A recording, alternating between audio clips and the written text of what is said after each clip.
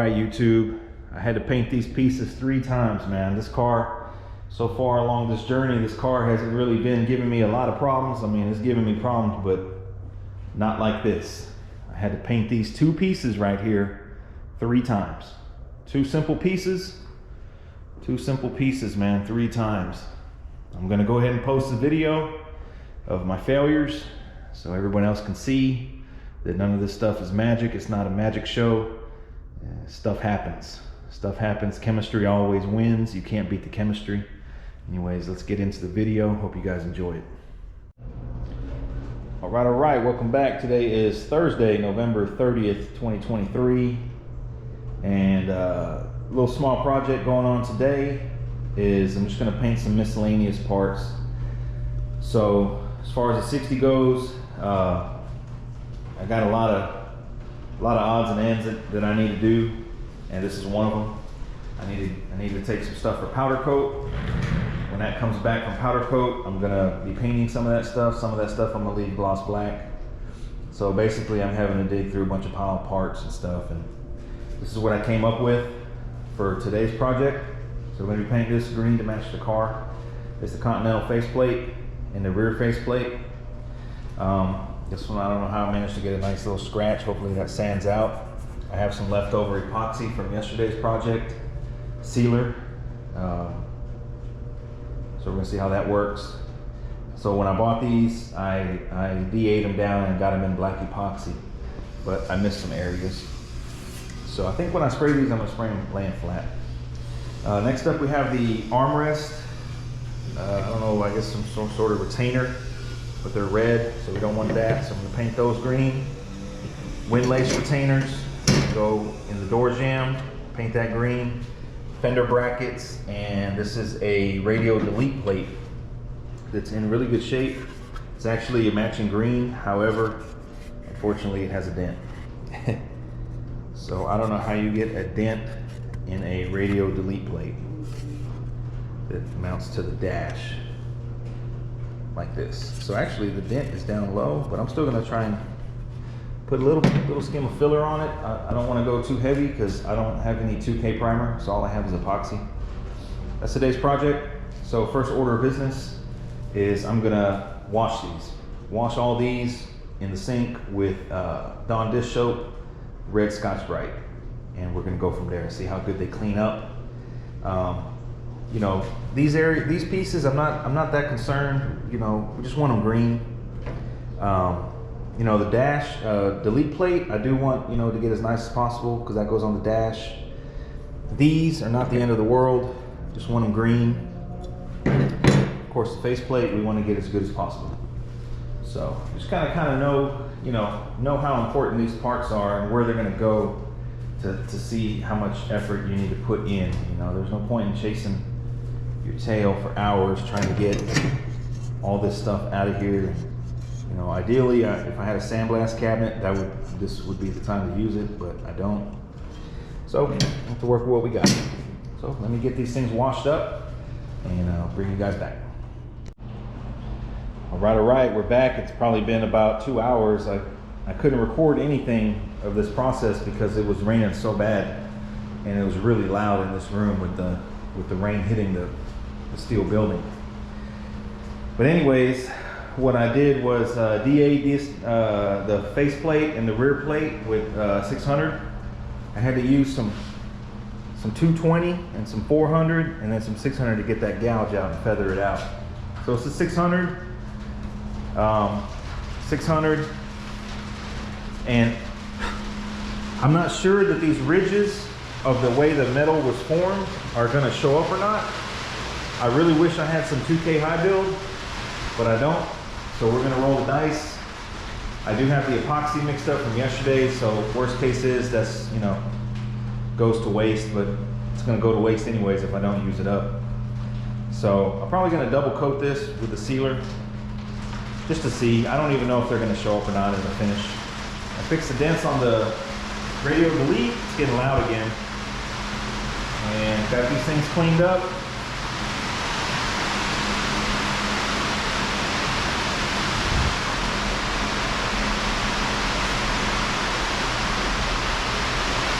be spraying it with water 1.3.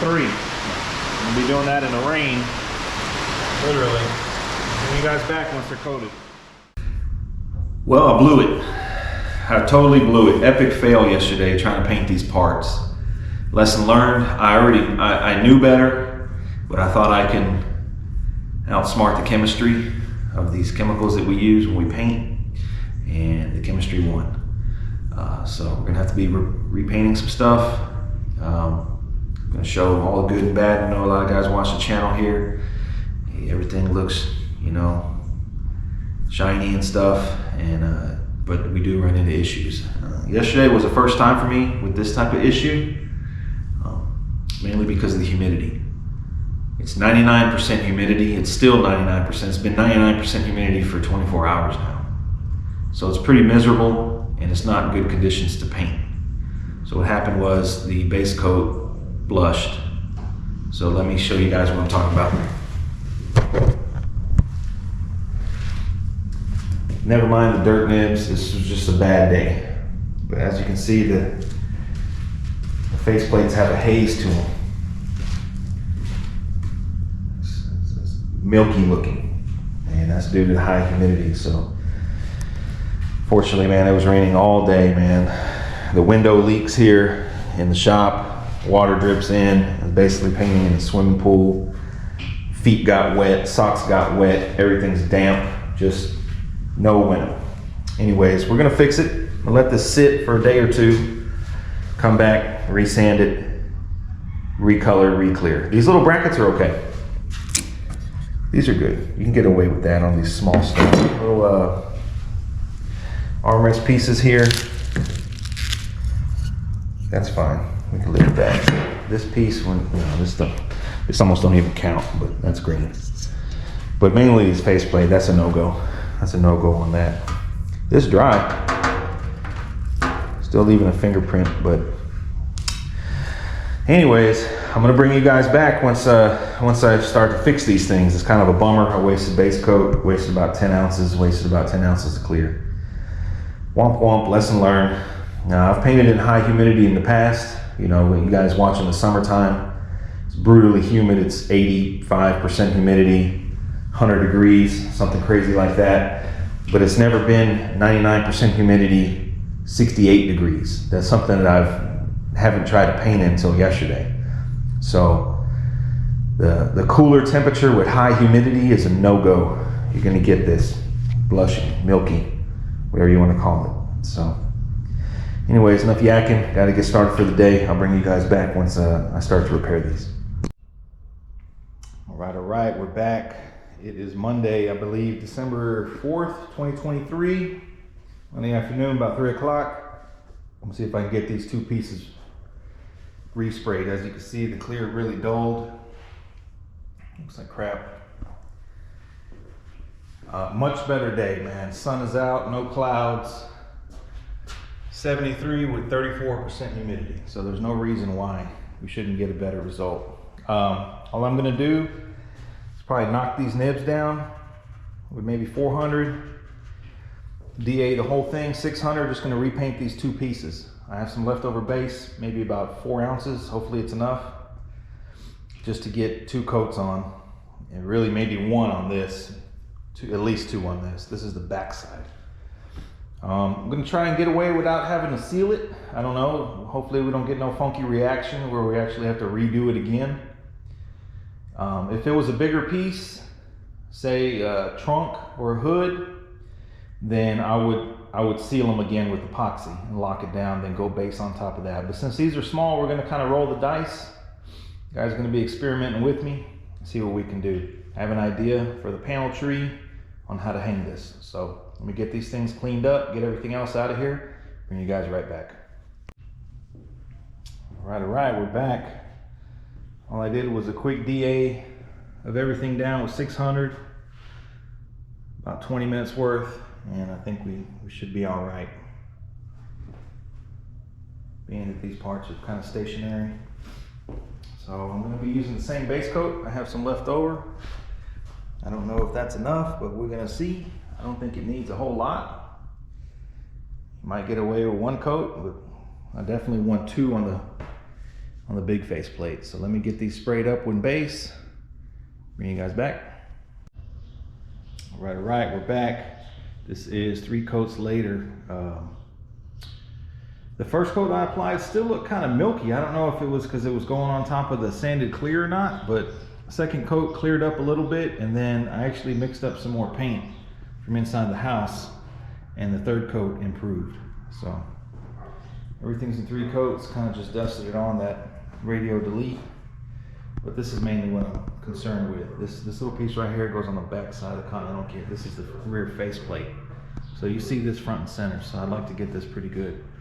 Knock on wood, hopefully things go well. I mixed up 8 ounces of clear and threw a little bit of reducer in there to kind of stretch it. Should have enough for 2 coats. So let me get these things cleared.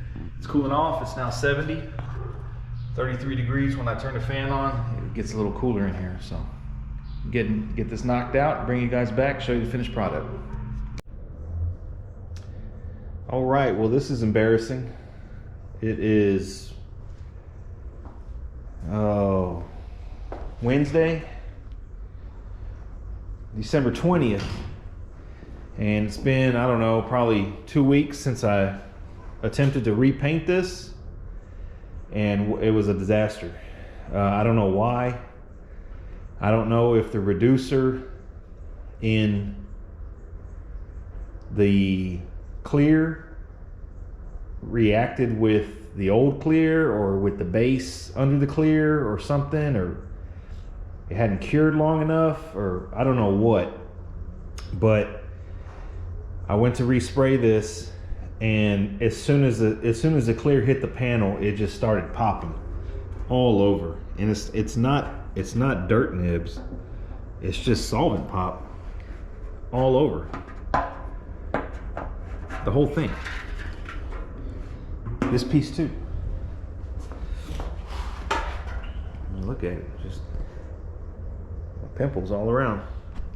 So when I saw that happen, I knew that we were done, and I wanted to test the limits of the clear, so I just hammered the whole thing on and got it to run. So, but I'd rather run it than throw it away, so whatever. So I'm gonna fix this. This is gonna be the 3rd time, and I don't know why this thing is giving me so much trouble. These 2 little pieces. But what we're gonna do is we're gonna strip this completely down. We're gonna take all this stuff off. I mean, all it has is epoxy base clear, base clear again. But we're gonna take it all down, get down to bare metal, and I'm gonna re-epoxy it today. Hopefully re-epoxy it today, leave this thing in here overnight, come in tomorrow, possibly paint, depending on temperature. I don't know why these things are giving me so much trouble, but I mean, the first time, you know, you guys watched the video, it was because of the humidity. Second time, I don't know, just didn't want to act right. So anyways, we're gonna strip this all down. I'm gonna get you guys set up outside so you can see that process. It ain't gonna take long, probably take less than 10 minutes to strip all this off. So I'll bring you guys back when I get set up outside.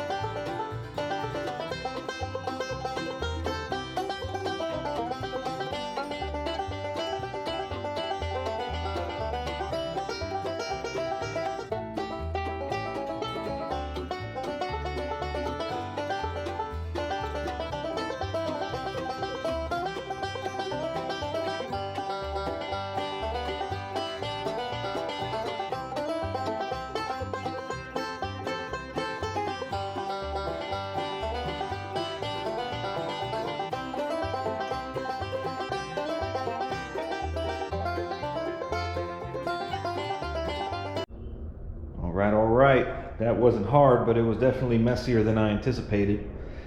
So I used 2 discs total for these 2 pieces. Well, 1.5. Still got plenty of meat on the second one. After that, I went over them with 80 grit on a DA and interface pad to provide some tooth for the epoxy, because we're starting the process from scratch. So went over that real quick. You can see some scratches in it, maybe not on camera.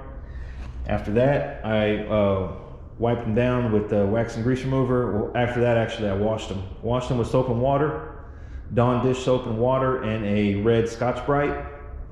Then let that dry, dried it, let it dry outside. Then came back in with the wax and grease remover, rubber gloves, and a wipey, and did them twice, 2 rounds. They've been sitting for about 15 minutes. I mixed up 6 ounces of epoxy. That's 3 of activator, 3 of epoxy. Should be enough for at least 2 coats. I'd like 3. And it's currently creeping up in the humidity at 80, 78, 68 degrees. I want to go ahead and get this coated, or run the heater in here overnight, and hopefully we can come back in tomorrow or Friday at the latest and get these things painted. So let me get these things coated and I'll bring you guys back. All right, so here we are. I was able to squeeze 3 coats of epoxy out of 6 ounces on these 2 pieces. So humidity's creeping up. It's 83% now. Sun's going down, it's cooling off.